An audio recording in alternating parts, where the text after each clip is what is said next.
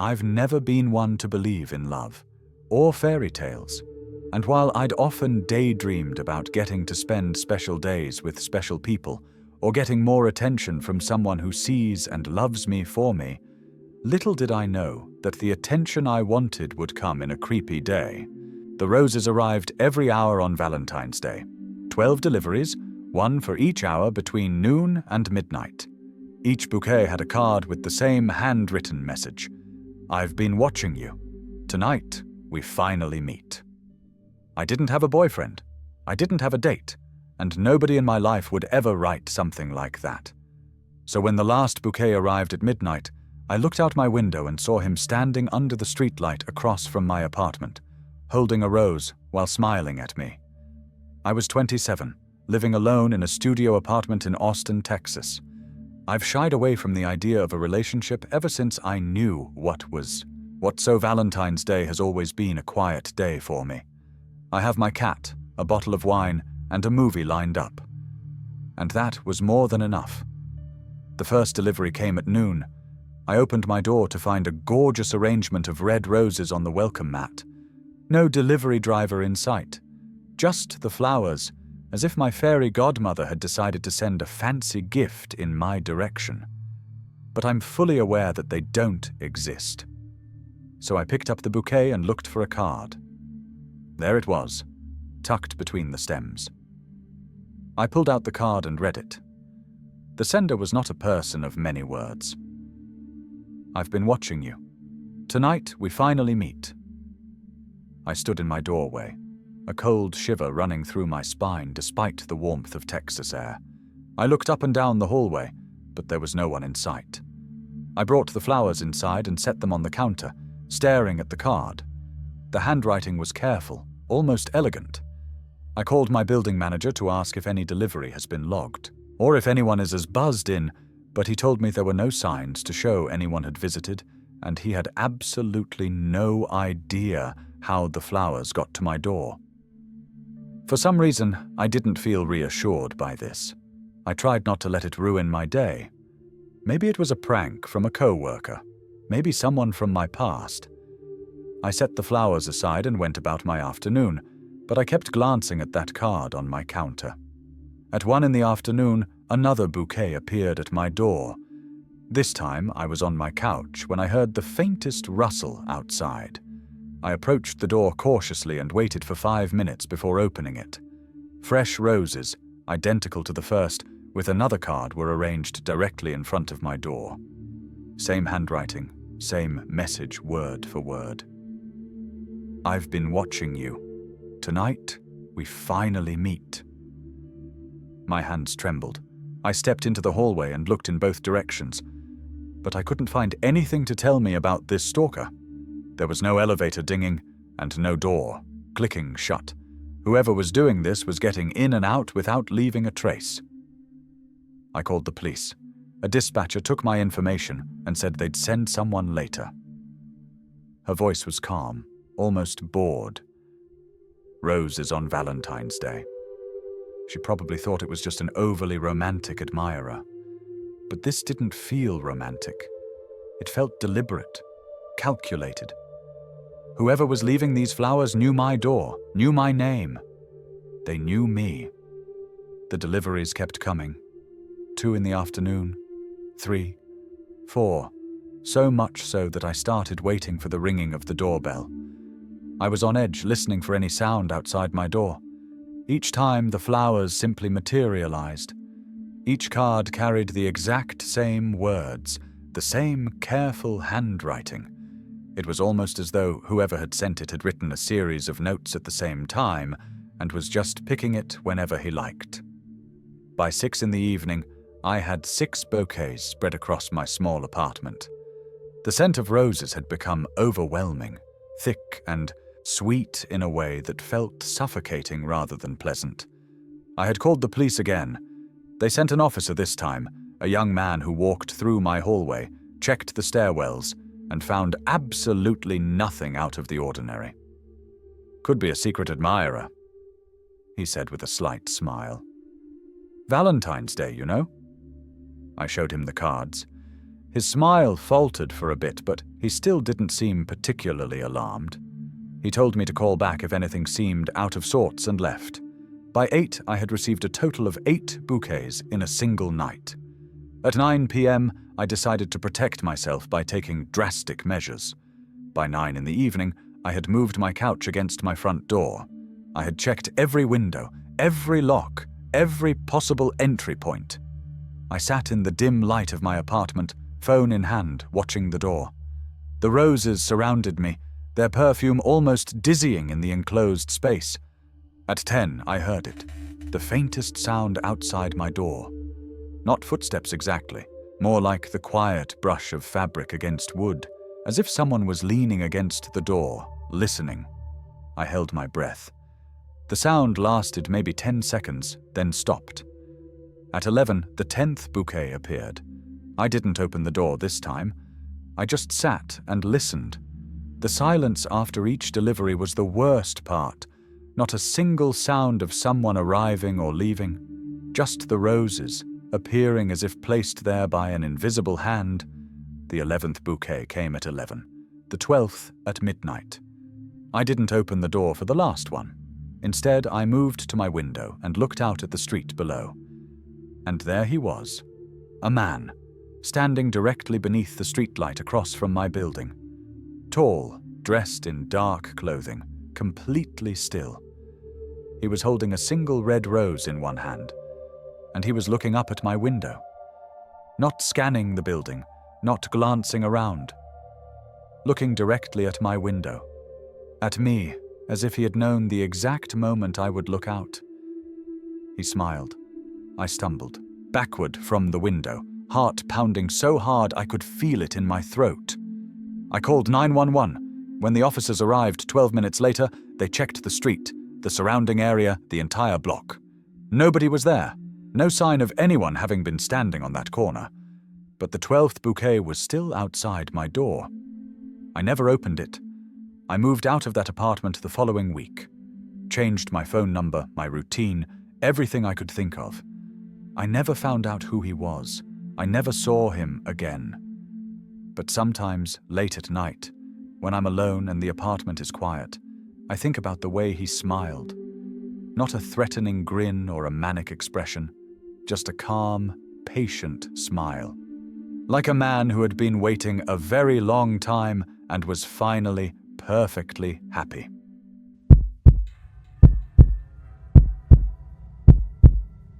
I never once imagined that spending some alone time with someone you love could turn into a nightmare, but that was exactly what happened that year. My girlfriend had planned a surprise getaway to a bed and breakfast 2 hours outside the city. It was supposed to be romantic, just the two of us in a quiet countryside inn for one night on Valentine's Day. What she didn't know, what neither of us knew, was that we weren't the only ones there that evening. Someone else had booked a room, and that person had been there much longer than the guest registry showed.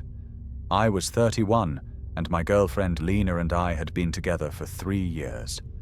Lena had found this place online, a small bed and breakfast surrounded by farmland about 2 hours south of Chicago. It looked peaceful in the photos.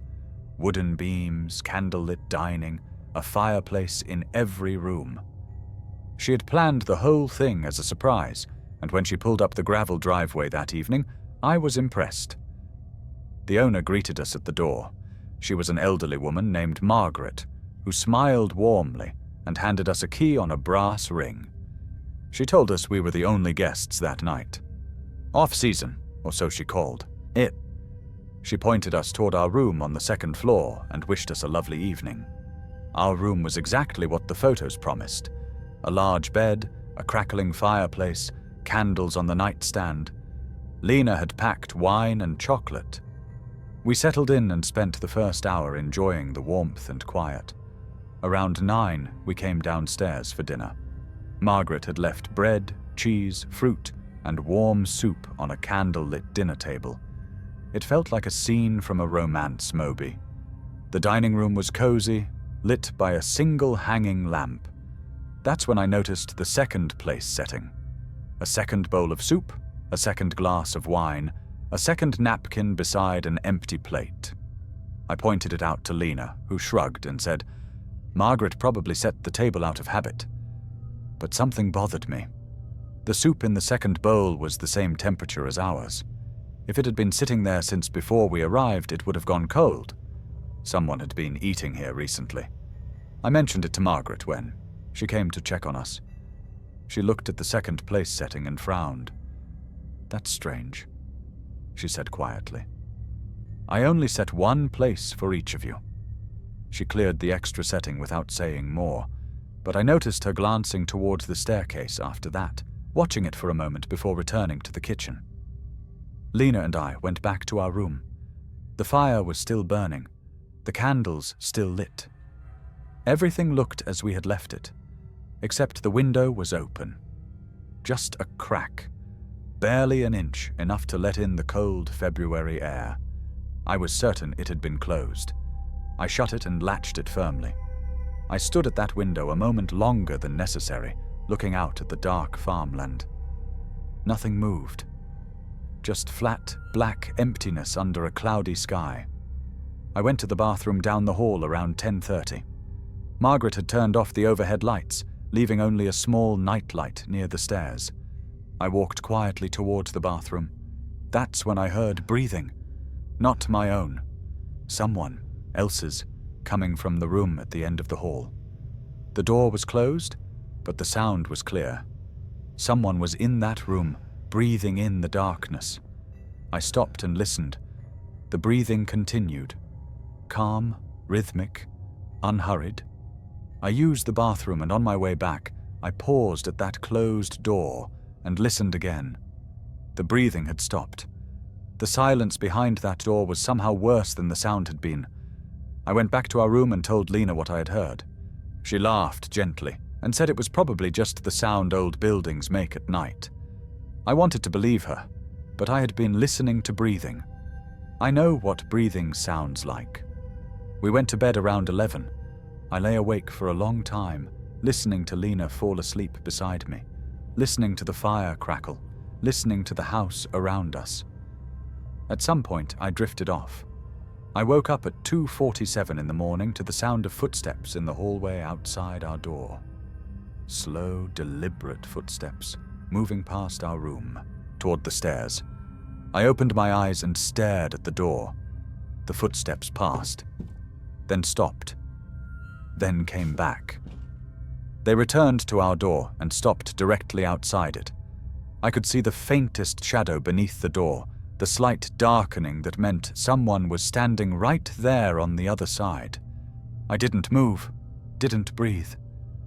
Lena was still asleep beside me, completely unaware. The shadow stayed for what felt like a full minute. Then the footsteps resumed, moving away down the hall and down the stairs. I listened to them descend, listened to the faint creak of the front door opening and closing. In the morning, I told Margaret everything. She listened quietly, her face unreadable. Then she walked us to the guest registry on the front desk and showed us the bookings for the past 2 weeks.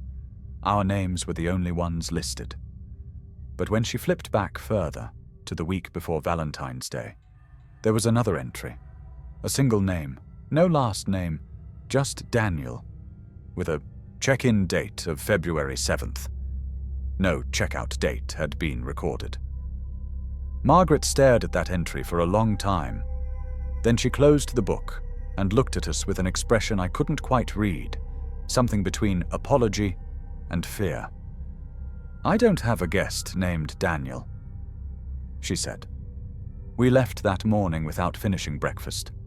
Lena was quiet the entire drive back. She said she had woken up briefly in the night, around the same time I heard the footsteps, and had felt something she couldn't explain. A presence in the room, a feeling of being watched. I think about that sometimes. About Daniel checking in on February 7th and never checking out. About the second place setting, the open window, the breathing in the dark hallway. About the shadow beneath our door at 2:47 in the morning, standing there, patient and silent, on the other side. Some places hold on to their guests longer than others. and some guests never really leave.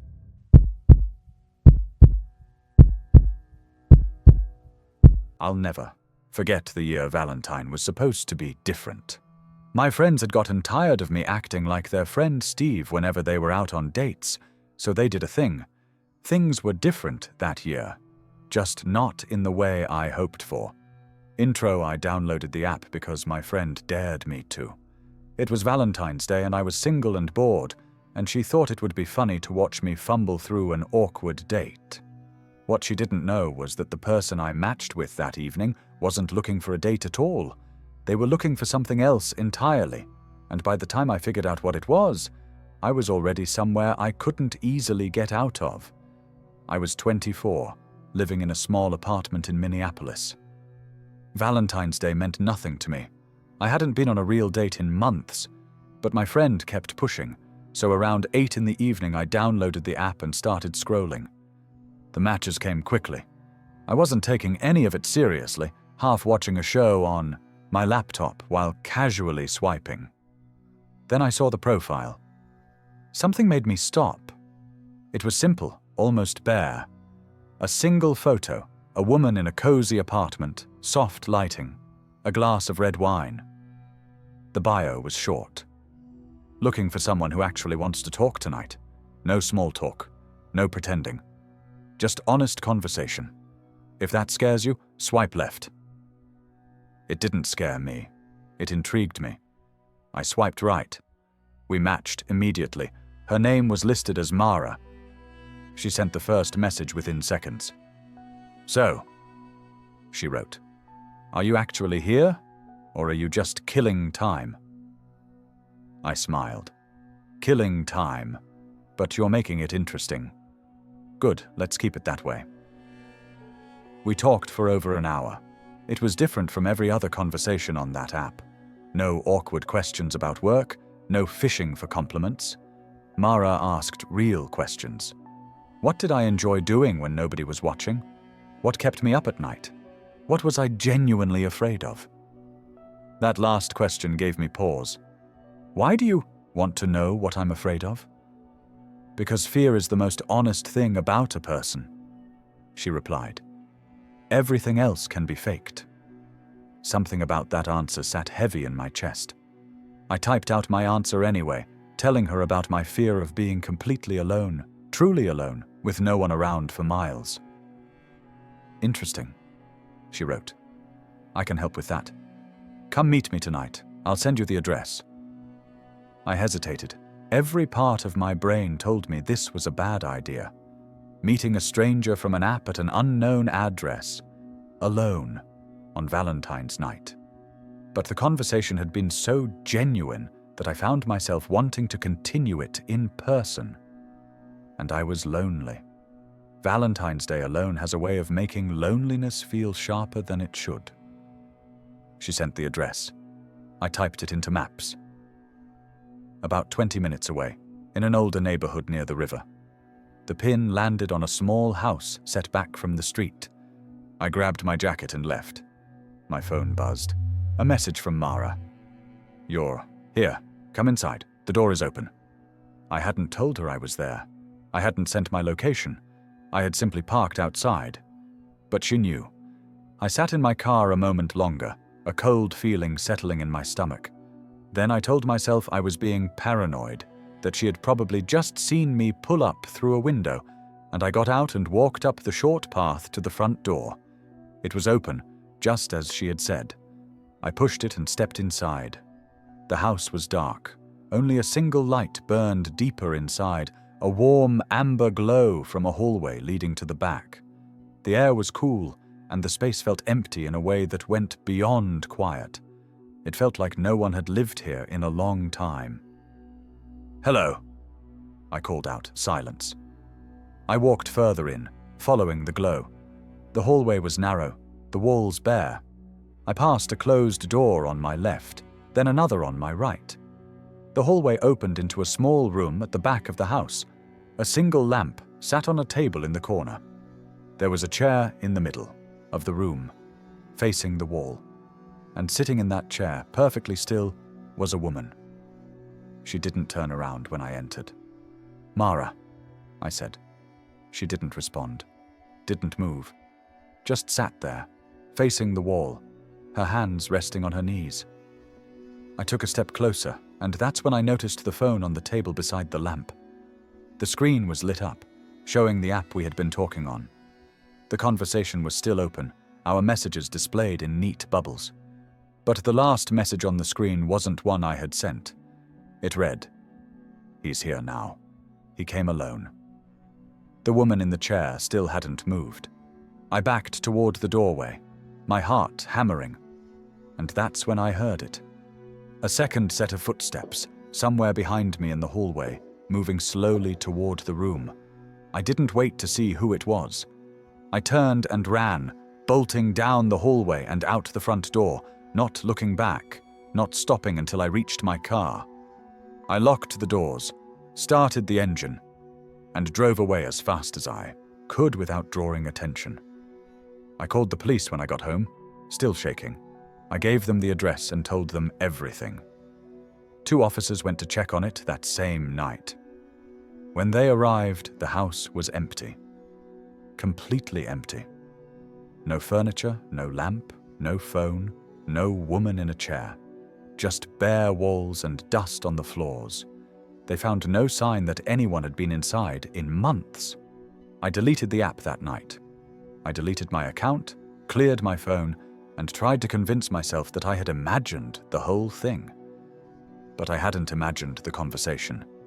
I still have the screenshots saved on my phone, every message Mara and I exchanged that evening, including the last one I never wrote. "He's here now. He came alone." I don't know what that house was.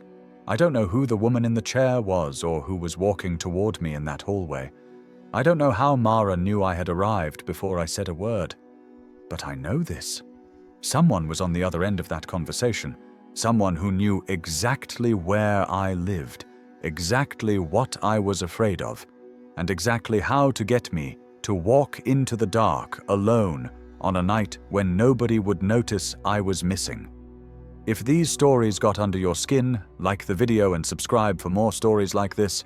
New uploads coming soon. Thanks for listening.